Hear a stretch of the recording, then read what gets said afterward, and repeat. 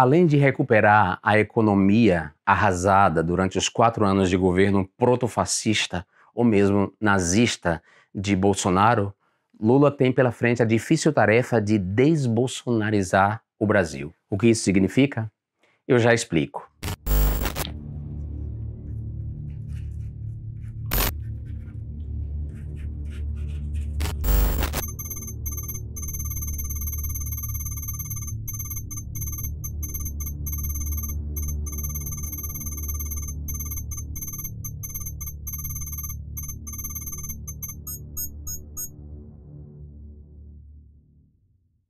Olá a todas, todos e todos vocês. Eu sou João Willis, o seu informante. O processo de desbolsonarização do Brasil está inspirado no processo de desnazificação da Alemanha, denazification, que foi implementado depois da vitória dos partidos aliados na Segunda Guerra Mundial. Desnazificar a Alemanha significava depurar as instituições do Estado de membros do Partido Nazista, mas também de simpatizantes da ideologia nazista. O filólogo Victor Kempler propunha que essa tarefa fosse além da identificação de nazistas na estrutura do Estado.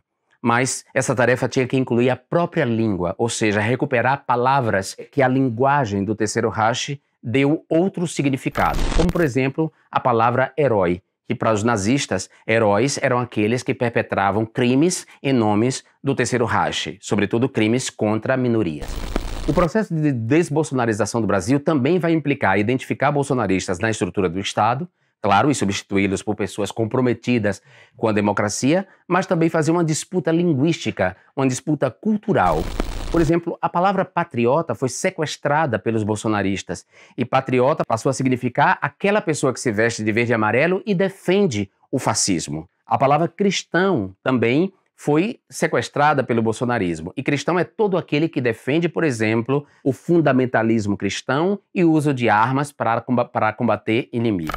Essa tarefa do governo Lula será uma tarefa difícil porque implica uma articulação dos Ministérios da Educação, Ministério da Cultura, Ministério da Igualdade Racial, Ministério dos Povos Indígenas e também, por que não dizer, o Ministério da Saúde, mas também porque Lula tem como principal empecilho desse processo, dessa tarefa de desbolsonarização, a comunicação de massa, ou seja, os meios de comunicação hegemônicos, que são meios liberais e ou de direita. O bolsonarismo foi gestado, entre outros fatores, pelo antipetismo. O antipetismo é a cobertura desonesta intelectualmente, a cobertura interessada, uma cobertura quase de difamação dos meios de comunicação de massa em relação ao PT e em relação a Lula. O antipetismo praticado pelos meios de direita é antigo e nasce praticamente junto com o próprio Partido dos Trabalhadores. E de que maneira se dá essa cobertura antipetista? Por exemplo, para vencer o governo fascista de Bolsonaro, para vencer Bolsonaro nas eleições,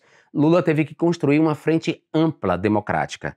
E essa frente ampla incluía partidos de centro-direita e até mesmo de direita. E claro, uma vez que ele venceu as eleições, ele tinha por obrigação dar posições no governo a esses partidos. E ele, então, deu essas posições. O Partido União Brasil, que é um partido de centro-direita, indicou 2 nomes, um para o Ministério das Comunicações, outro para o Ministério do Turismo.